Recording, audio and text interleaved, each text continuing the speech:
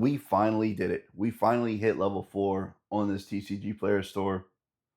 Welcome back to the channel. It's Brandon and I own Tigos Cards. In this series, we took a level 1 TCGPlayer store all the way to level 4, and we're going to go through by the numbers like we always do in the other videos, showing you everything of where we're at on sales, expenses, and everything. So the last video, we had the 51 total sales, but we had to wait for all of the cards to get to their destination and TCGPlayer to register it in their system, stating that the cards were delivered. And then on April 24th, we finally were awarded level 4. Once we hit level 4, I went ahead and I applied for the TCGPlayer Pro, and that way when I got awarded TCGPlayer Pro, which it's a simple, you put in requested through an email and they get back to you within 24 to 48 hours. With that being said, though, I went ahead and once we got approved for that and we got approved for the mass price tool, I went ahead and offered free shipping, which you can do as a level 4 seller. So you only offer free shipping. Free shipping is only offered for anything over $5. And with that being said, everything under $5 is you still charge the customer the $1.31 shipping. Let's just say it was a crazy experience turning the free shipping on, because literally April 25th and 26th, we had a huge influx of sales like overnight. I was not expecting. I went to bed, and overnight that weekend, like, I had at least 30 sales. And so now the store was sitting at 51 sales, and now we're up to 108, I think is the number right now as of recording this video. So it was huge, and some of those were 100 plus card orders, which it might have not seemed like it was a whole lot. Like, yes, it was $7 for 100 plus cards, but they were mostly commons. And in the bulk game, like, that is what you want. You want to move volumes of cards. That way you can generate revenue to buy more bulk cards, because somebody out there is looking for a particular card to complete their master set. And the optimized cart feature on TCGPlayer allows people to get more cards from a certain seller if you have those cards in inventory.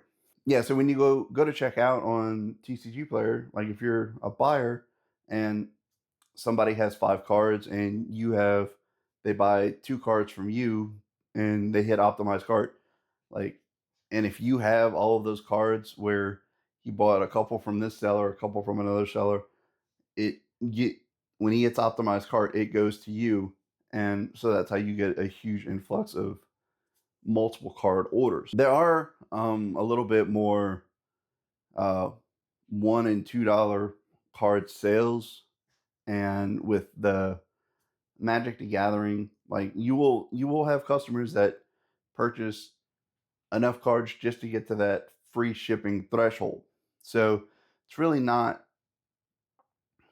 it's not a bad thing, because you're selling cards, you're making money, and at the end of the day, the free shipping, it's I don't think it's bad. It does put your listings up above other people, so you're getting more views on for your inventory. You're getting more views to so your store is getting out there. It is not a problem to have more sales and have to re-upload more inventory and have to go outsource more inventory, because that's what this business is solely about. I haven't purchased any more bulk inventory. What I'm sitting at is still the Magic the Gathering and some of my Pokemon, because, like, I'm fixing to leave, so everything's going to get put on hold for quite a few months, and that's ultimately what I wanted. And then knowing what I know from this store and going forward, I can come back and still continue this business when I get back. So this is the second store that I've gotten to level 4 on, and let's just say like I've learned a lot from doing it the first time and now doing it the second time, and all of you guys' comment, and also setting a floor price, because that's what a lot of people that are in the bulk game, so to say, they have a floor price set, and it actually incentivizes people to purchase, because your your time and effort is money when it comes to selling bulk cards. And what I mean, setting a floor price like 10, 15, 20 cents is your floor price on commons and uncommons that some people sell for a penny, 2 pennies. But when you look at it, like if you can look up any card, TCGPlayer Direct, their floor price is 40 cents. So they're also paying more in fees, but they're still you're still paying 40 cents for a card. So don't let, when you go look on last sale for specific items, that's why like you'll have a common that'll say last sold for 40 cents. Somebody bought it through the TCGPlayer Direct program. So yes, it took us 62 days to reach level 4. And that is like recording sales daily, the days we haven't had sales, the days we had sales. Can you do it sooner? Yes, absolutely. You can reach level 4 sooner. A month and a half. We're right over 2 months. So I don't think we are that far off. It's it was a journey, and with everything, like you have to you have to keep at it. And with having work life and a family life, like it's you have to definitely like prioritize what you're going to do at a specific time in order to make things work for you. Um, I was doing a lot of this early in the morning before I went to work. Uploading cards, I would do that in the afternoons when I got off of work a little bit early before my my family came home. Like my wife came home from work, and then daughter came home from school. If you set your mind to something, you 100% can accomplish it. This this is proof that any of you all out there that are willing to put the time and the effort to start a TCGPlayer store, or ever were curious to start selling on TCGPlayer, like this, this is proof that it is not that difficult. You just have to put your mind to what you want to do. I did hit a few roadblocks, so to say.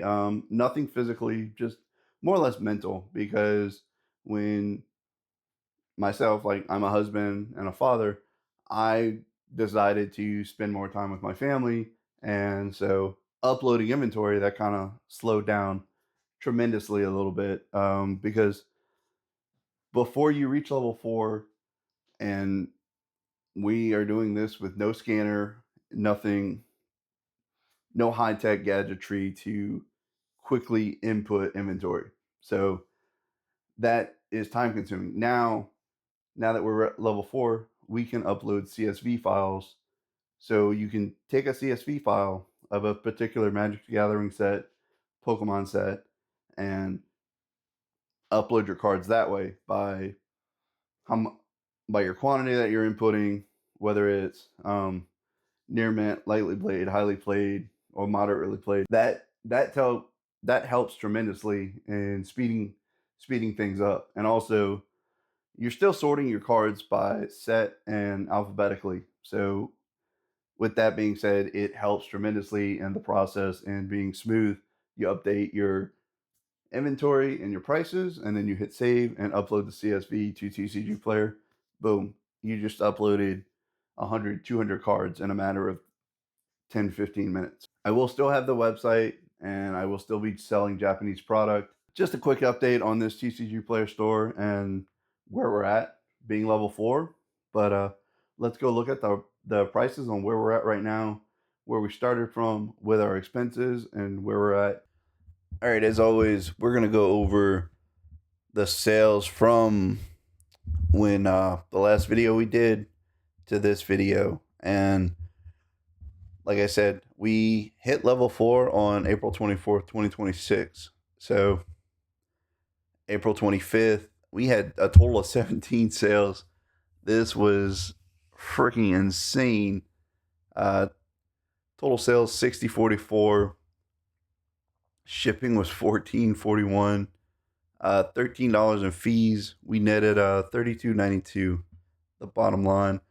The 26th, we had 14 sales. 53.28 was the total of sales. Shipping was 1048. $11.60 on fees. We netted 31.20. The 27th, 1917 sales, shipping netted us totally $10.99. On the 28th, we had 3 sales, 1566. Bottom line was 1119. 29th, we had 5 sales. We only netted 82 cents on that day. The 30th, $4.63 sale. We only netted 75 cents. So the May 1st, 2 sales, netted $7.98. May 2nd, 4 sales, netted us $7.46. On the 3rd, we had 6 sales, $47.01. We netted $30.79. The crazy thing with that was a lot of extended art Magic the Gathering cards that sold from this lot. And that's the nature of the beast when it comes to selling bulk cards. I put the sale from today on May 4th, $1.60 in sales. So the card was only 29 cents. So at the grand scheme of things, $1.31 shipping, 52 cents. We actually lost money at 23 cents. This is kind of how things go. Where you really want to make your money is from your bulk sales, and more inventory gets more sales, and setting a floor price. Also, offering free shipping over $5. You're really not losing money when you offer free shipping, because a stamp is 84 cents. Plain white envelope, depending on how many you purchase. If you buy like 200 or so at a time, or 250 at a time, I think they come out to like 4 cents an envelope. And then your penny sleeves, that's a penny. And then your card saver. Card savers, I think mine are around like 4 cents a piece because I bought so many of them. And I know there are some knick-knack things here and there that kind of make sense to purchase, but I purchased them as a case-by-case basis, and some of them I already had, like your bubble mailers, so to say, because the bubble mailers, you can fit a lot more cards in there, but in order to ship them out, you're going to be paying like $6 something to ship them out, because the U.S. Postal Service, their prices all went up. Like that 100 card order, I had a 6x6x1 box, and I broke the cards up into 10 cards in one penny sleeve, and then so with the 10 cards in one penny sleeve, and then everything fit inside that 6x6x1 box. So you have to get somewhat creative when it comes to shipping cards out. And like I bought a stamp. I do have to take that as expenses, but like that was $19 a stamper that you make your own stamp with the letters, and then it stamp every envelope with it. Because yeah, my hand got tired writing my address. So it's things you have to look at to cut costs any way possible to make things work out, so to say, to benefit you. Um, I did go to the post office, and they do try to hit you with the non-machinable stamps. Unfortunately, talking to the lady behind the counter, she was like, "Oh no, that's trading cards. You have to ship it. You have to pay for a non-machinable stamp." I was like, "Okay, just give me. I'll buy stamps. Just give me the stamps." And I have shipped these cards out like normal with a regular stamp if it's under 1 ounce, and two stamps if it's over 1 ounce, depending on 2 ounces, two stamps, 3 ounces, three stamps. And I have not had anything come back to my residence. So it's let me know in the comments how you all had, if you had luck with like your post office being cool about you shipping in plain white envelopes or not. But yeah, nothing has come back to my residence. So I I would like to say that I'm doing a good job, and nothing's getting stuck in their sorting machine, so to say. But yeah, that's the end of this video. So there's our total bottom line figure right now. We are sitting at after fees and shipping, we're sitting at $248.95. That's after expenses as well. So uh, tomorrow I'm gonna have to buy more stamps, and I'm gonna go with 40 stamps. So that's gonna take some of that profit down. But if you're not reinvesting in your business to make more money, then what are you really doing?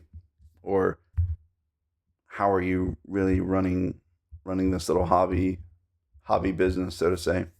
But yeah, if you like this content, please leave a like, comment, and subscribe. I'll see you on the next one.